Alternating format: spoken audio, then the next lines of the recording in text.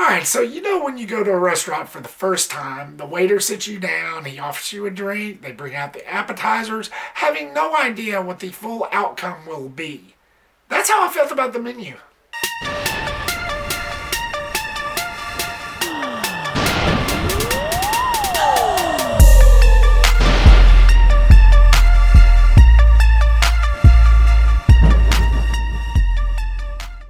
What's up, everybody, and welcome to my review of The Menu. Thank you so much, guys, for watching this. I really do appreciate it. Thank you so much for clicking here. So the film tells the story of a group of rich people who is invited to a remote island to eat at an exclusive restaurant where the chef has prepared a little more than fine dining. This is something that's caught my eye real quick. It's something that has definitely not gone unnoticed. I like Ralph Fiennes, and what I've seen of Anya Taylor-Joy, I've enjoyed. The Menu has been somewhat of an anticipation, somewhat, because watching the trailers, I was trying to figure out what am I going to get into here. And rolling out of the theater, okay, now I know, as opposed with every movie should do right after an experience. Was this a properly cooked meal, or was this a dish best served cold? Let's start off with the positives of The Menu. I gotta say, I liked the festivities surrounding the story. I didn't really think that there was going to be much there, which in perspective, I guess you could say there's really not much there. But with the surrounding of the story and everything that happens in this, I actually enjoyed. You have these rich, snooty people, some snootier than others, that gets invited to this exclusive restaurant out in the middle of nowhere on an island, which is a red flag 101 within itself. And they just get invited to taste the chef's menu. I mean, what's on the menu and what he's prepared. Only it's much more than food that he's preparing. He does this theatrical act throughout the whole entire movie that just makes it really interesting. It's basically hosted by this chef who's like complete crazy, but because of the actor himself, of Ralph Fiennes, he doesn't really show it. You don't know what this dude's deal is. You don't know what he's planning. You don't know what he has in store for everybody. Apparently it's not good, though. It's never really good, especially in that environment. Speaking of, I like Ralph Fiennes. I've always liked him as an actor, ever since his Voldemort days. In The Menu, he plays somewhat of a complete mystery, while at the same time you're very enticed. He plays this villain, this chef, who is the main villain of the film, to where you don't know what this guy's planning. What is this guy's deal? Watching the trailers, I always thought it was going to be something big, like him being a monster or a vampire, like that dumbass Invitation, which thank God it wasn't. I won't say anything more than that, but you thought it was going to be more than that, but no. He's just a guy that's just completely insane, and he does these festivities with this restaurant that's kind of unheard of, but at the same time, it's like you wouldn't know that because the way this guy plays this part is pretty genius. He always shows such elegance with his acting because he's always got that serious face, while at the same time, you know this guy is up to no good, but you don't fully know that until like probably the second act. So that's how good he plays this off. Plus the fact you have somebody who has such a controlling presence over his staff to where he's almost a cult figure, which makes his presence feel like such a driving force within itself that feels very endearing. You see some of the crazy coming out, but at the same time, he plays it very cool. He plays it very suave and debonair and just cool. Like the way Ralph Fiennes plays this character, he's pretty cool. He's just good all around in this movie. Like I said, he's a complete wacko, but he just doesn't show because the way Ralph Fiennes plays this character. He plays it so smoothly, and it just, to me, it just made it so enjoyable. He maintains a level of sanity while still keeping it intact. That's what makes him special. That's what makes this character kind of unique in a way. Good evening. That reason alone made me like this character in the film, made me like the type of villain he was. He just plays it with such elegance as usual, like he always does in every single part he plays. Anya Taylor-Joy was pretty cool. I haven't really seen her much, Maybe it's like one other thing that I've seen her in, which I liked her in that too.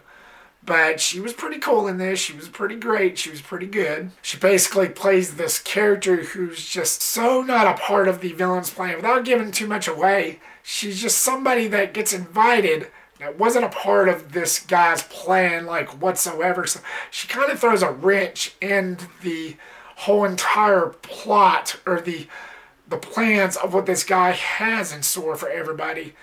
That kind of drives the plot along pretty well. She's just one of those characters that's, I guess I could say, final girls that you kind of cheer for.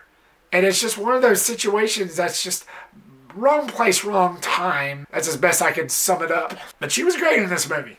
Like I said, she's another one of those actresses, or whatever, however you want to say it, that's just a rising star for most people, for me anyway. She was great. Again, she's an actress that has not disappointed me so far. And there are some humorous moments in the film. They knew how to lay it on with the jokes, but not cake it on too thick. They knew how to be humorous, while at the same time you knew you were watching a dark, gloomy horror film within itself. They knew how to maintain a balance of the humor along with what the horrors that this movie was showing. Particularly with John Leguizamo's character, who shows up as one of the guests. Most of the comedy kind of happens with him. There was some witty dialogue, there was some kind of like funny moments here and there sprinkled in every now and then. But with his character, I think it worked the best. With his character, he basically plays this actor that's like out there just acting, and he just happens to be one of the rich people that gets invited to this exclusive restaurant on this island.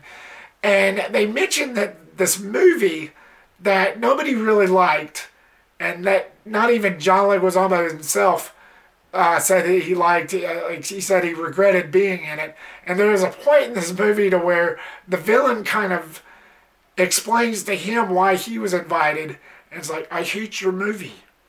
I didn't like the movie. That's why I invited you. That's why you're gonna die. And to me, that was kind of funny. That was kind of, it was like a little bit on the nose, a little bit silly in a way, but it worked for the film. And that right there, it just made it kind of smart and witty within itself.